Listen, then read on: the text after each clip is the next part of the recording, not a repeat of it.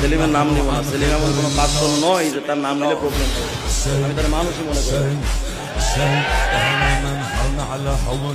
সেলিমকে আমি বারবার চ্যালেঞ্জ করেছি, আপনি বসেন আমার সাথে কথা। আমি এতটুকু বিশ্বাস করি, সেলিম যদি কোথাও আমাকে হঠাৎ দেখে হার্ট অ্যাটাক করে মারা যেতে পারে।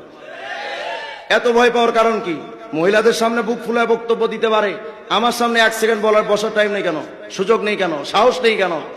হিজবুত তাওহীদের 40টা বই, আমি এক একটা বইয়ের প্রত্যেকটা পাতা কমপক্ষে 30 বার করে হাতিয়েছি। ইনশাআল্লাহ হিজবুত তাওহীদের নারী ভুড়ি সম্পর্কে আলহামদুলিল্লাহ আমার জানা আছে। এজন্য আমি সেলিমের সাথে বারবার চ্যালেঞ্জ করেছি, আপনি আমার সাথে বসেন। কোথায় বসবেন? আপনি যদি বলেন আফ্রিকার জঙ্গলে, আমি যাব। পানির পাতালে, সেখানেও আমি যাব। আপনি যদি বলেন যে না ভাই আমি এত দূরে যেতে পারবো না, তাহলে আপনি আপনার অফিসে আমাকে ইনভাইট করেন, আমাকে সুযোগ দেন। আপনার অফিসের অন্দরমহলে কাউকে নেব না, আমি একা যাব।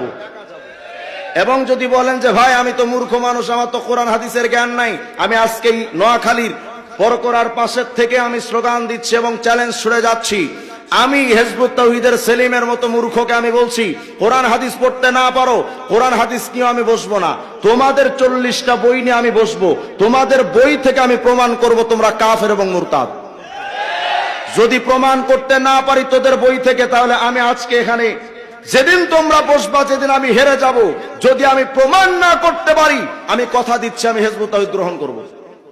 আর যদি প্রমাণ দিতে পারি, তাহলে আমার দাবি হলো সব কিছু বাদ দিয়ে চলেন, আমরা রাসূলের পথ ধরি।